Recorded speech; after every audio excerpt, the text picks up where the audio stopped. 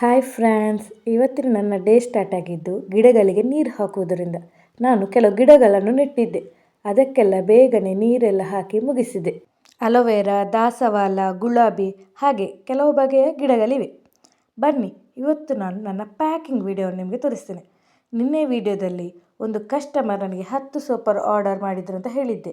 ಅವರಿಗೆ ಇವತ್ತು ನಾನು 5 ನೀಮ್ ಸೋಪ್ ಹಾಗೆ 3 ಕಡಲೆ ಹಿಟ್ಟಿನ ಸೋಪ್, 2 ರೈಸ್ ಸೋಪನ್ನು ಪ್ಯಾಕ್ ಮಾಡಿದೆ. ಒಂದು ಪ್ಯಾಕಲ್ಲಿ 6 ಸೋಪ್, ಇನ್ನೊಂದು ಪ್ಯಾಕಲ್ಲಿ 4 ಸೋಪ್. ಹಾಗೆ ಇದನ್ನೆಲ್ಲ ಬಬಲ್ ರ್ಯಾಪ್ ಮಾಡಿ ಗಮ್ ಟೇಪ್ ಹಾಕಿ ಕೊರಿಯರ್ ಕವರ್ನೊಳಗೆ ತುಂಬಿಸಿದೆ.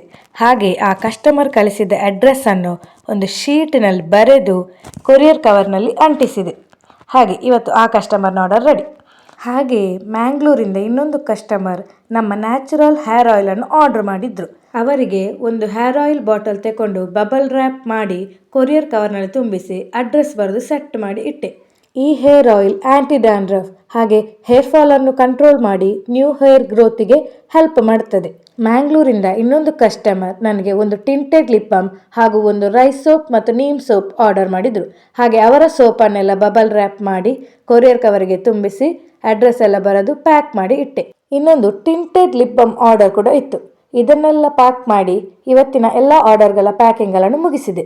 ಇವತ್ತಿನ ನನ್ನ ಈ ಪ್ಯಾಕಿಂಗ್ ವಿಡಿಯೋ ನಿಮಗೆಲ್ಲರಿಗೂ ಇಷ್ಟ ಆಗಿದ್ದರೆ ನಮ್ಮ ಚಾನಲ್ ಲೈಕ್ ಮಾಡಿ, ಶೇರ್ ಮಾಡಿ, ಸಬ್ಸ್ಕ್ರೈಬ್ ಮಾಡಿ.